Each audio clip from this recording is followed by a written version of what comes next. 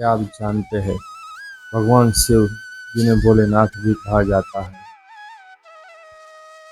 वह कभी ब्रह्मा जी के पुत्र बने थे। बहुत समय पहले की बात है, जब कुछ भी नहीं था, न धरती, न आकाश, न चांद, न यह सूरज। तब ब्रह्मा जी ने सृष्टि बनाने की शुरुआत की। परंतु वीडियो में आगे बढ़े इससे पहले आपसे निवेदन है कि हमारे चैनल को सब्सक्राइब करें, ताकि हमें आपके समक्ष शिव जी के बारे में ऐसी रोचक बातें लाने में उत्साह बना रहे। तो जब कुछ भी नहीं था, ब्रह्मा जी ने सृष्टि का निर्माण करने का मन में संकल्प लिया। ब्रह्मा जी ने बहुत सी संतानें उत्पन्न की, परंतु वह सभी संतानें एक समय के बाद मर जाती थी, नष्ट हो जाती थी, और उन्हें बार बार संकल्प से संतानें उत्पन्न करनी पड़ती थी। एक समय ऐसा भी आया जब ब्रह्मा जी को उन्होंने जो सृष्टि उत्पन्न की थी उसे देखकर बहुत क्रोध आया, क्योंकि वह बहुत ही विचित्र थी। सभी प्रकार के विचित्र पशु उन्होंने उत्पन्न किए, उनमें से कुछ तो बहुत विषैले थे। तो ब्रह्मा जी के मन में क्रोध उत्पन्न हुआ, और क्रोध के कारण उनके ललाट में बहुत ही ताप उत्पन्न हुआ, और ब्रह्मा जी के प्राण उनके शरीर से निकल गए। तब उस ललाट से रुद्र उत्पन्न हुए। रुद्र ने उत्पन्न होते ही ब्रह्मा जी को फिर से जीवित कर दिया और रोने लगे। तब ब्रह्मा जी ने कहा, तुम रोते क्यों हो? तब उस बालक ने कहा कि मेरा कोई नाम नहीं है, मुझे नाम दीजिए। तब ब्रह्मा जी ने इस बालक का नाम रुद्र रखा। ब्रह्मा जी को यह लगा कि यह बालक बहुत ही शक्तिशाली, ये मेरा कार्य जरूर पूर्ण करेगा, यह सृष्टि उत्पन्न करने में मेरी सहायता करेगा। परंतु उस बालक के मन में कुछ और भी था। उसे संसार में कोई माया नहीं थी, कोई रुचि नहीं थी। वह तो एक योगी था। उसने ना महल चुना, ना सोने के आभूषण चुने। वह तो अपने अंग पर भस्म लगाता था और गले में सर्पों की माला पहनता था। तो वह थे देवाधिदेव भगवान शंकर। अब भगवान शंकर ब्रह्मा जी के पुत्र क्यों हुए, इसकी भी एक कथा है। वह ब्रह्मा जी और विष्णु भगवान के युद्ध से जुड़ी हुई है।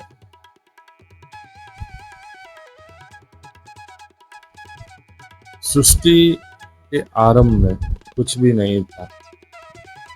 तब निराकार से साकार रूप में भगवान शिव प्रकट हुए। उन्होंने अपने शरीर से देवी शक्ति को प्रकट किया और दोनों आकाश में कुछ युगों तक भ्रमण करने लगे। आकाश में ही उन्होंने काशी नगरी का निर्माण किया और वहां रहने लगे। कुछ समय बाद शिव जी से ही भगवान विष्णु और ब्रह्मा जी प्रकट हुए। शिव जी ने दोनों को कहा कि आप जाके तपस्या कीजिए। दोनों ने युगों युगों तक तपस्या की।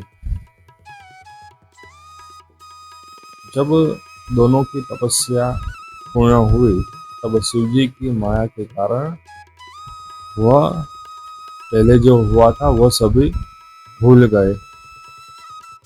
ब्रह्मा जी ने देखा कि जगत में उनके अलावा कोई भी नहीं था, तो वो अपने जैसे किसी को खोज रहे थे।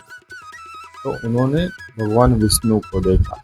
भगवान विष्णु के पास गए और कहा, तुम कौन हो, बहुत ही सुंदर हो। तो भगवान विष्णु ने कहा, मैं विष्णु हूँ। तो ब्रह्मा जी ने कहा, हे विष्णु, आप मुझे प्रणाम कीजिए, मैं आपसे बड़ा हूँ, आपसे श्रेष्ठ हूँ।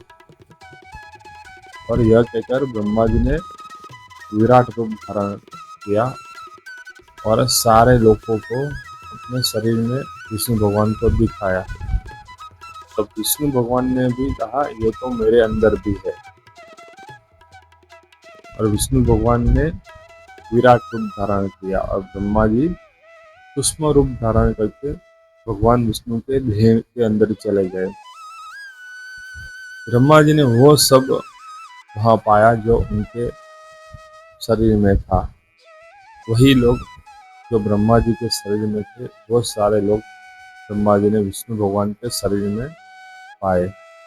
परंतु भगवान विष्णु ने ब्रह्मा जी के लिए अपने शरीर के अंदर के जो भी मार्ग से बाहर निकलने के, वो सभी बंद कर दिए। और ब्रह्मा जी यो तक वहाँ भटकते। फिर उन्हें वहाँ एक नाल दिखी, कमल की नाल। वहां से उन्हें लगा कि यहाँ से बाहर निकला जा सकता, तो वो कमल की नाल से बाहर निकले। और इस तरह भगवान विष्णु की नाभि कमल से वह प्रकट हुए।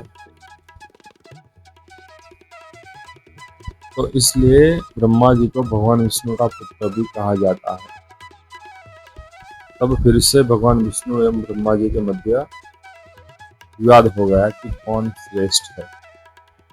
और विवाद इतना बढ़ा कि दोनों में युद्ध की नौबत आ गई। तब भगवान शिव दोनों के मध्य अग्निस्तंभ के रूप में प्रकट हुए और यह आकाशवाणी हुई कि जो भी पहले इस अग्निस्तंभ के छोर को प्राप्त कर लेगा वही श्रेष्ठ है। तो भगवान विष्णु वराह रूप लेकर नीचे की तरफ गए और ब्रह्मा जी हंस पर बैठकर ऊपर की तरफ गए। दोनों ने युगों तक उस अग्निस्तंभ के छोर को प्राप्त करने के लिए भ्रमण किया, लेकिन कुछ भी प्राप्त नहीं हुआ। विष्णु जी ने यह मान लिया कि इस स्तंभ का कोई अंत नहीं है, परंतु ब्रह्मा जी ने ऐसा नहीं किया। आकाश मार्ग से एक केतकी का फूल नीचे गिर रहा था। ब्रह्मा जी ने उस फूल में चेतना भर दी और फिर उस फूल को पूछा कि क्या तुमने इस स्तंभ के अंतिम छोर को देखा है? तो फूल ने कहा, नहीं, मैं भी न जाने कितने युगों से ऊपर से नीचे की तरफ गिर रहा हूँ, परंतु मुझे इस स्तंभ का छोर प्राप्त नहीं हुआ। तो ब्रह्मा जी ने कहा, मैं तुम्हें वरदान दूंगा, तुम भगवान विष्णु के पास चलकर यह कहोगे कि ब्रह्मा जी ने इस स्तंभ के अंतिम छोर को देख लिया है। तो इस तरह ब्रह्मा जी केतकी के फूल को लेकर विष्णु भगवान के पास गए। केतकी के फूल ने भगवान विष्णु को कहा कि ब्रह्मा जी ने इस अग्नि स्तंभ के छोर को प्राप्त कर लिया है।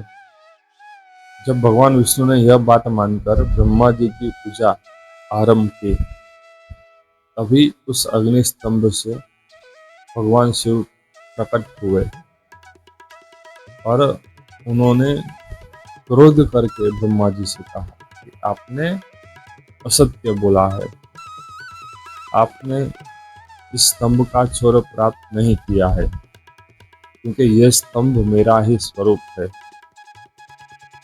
मेरा यह ज्योतिर्लिंग स्वरूप है और मेरा न आदि है न अंत है। तो आपको कैसे इस स्तंभ का अंत प्राप्त हो गया? इसलिए मैं आपको श्राप देता हूँ कि संसार में आपकी पूजा नहीं होगी। और शिव जी ने भगवान विष्णु को वरदान दिया कि तुम मेरे समान हो जाओगे।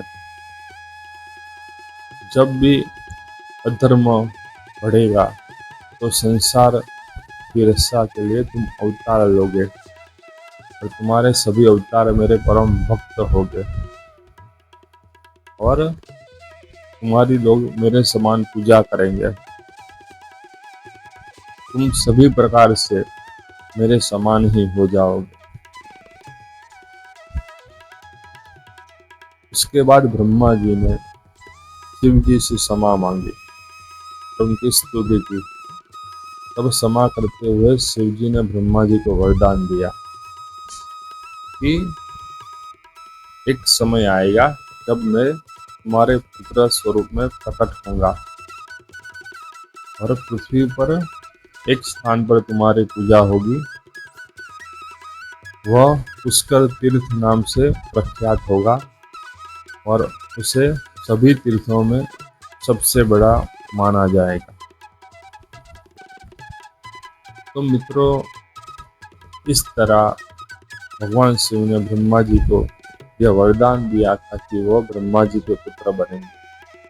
इसीलिए वह रुद्र स्वरूप में ब्रह्मा जी की ललाट से प्रकट हुए। तो यह थी शिव जी के बारे में रोचक जानकारी।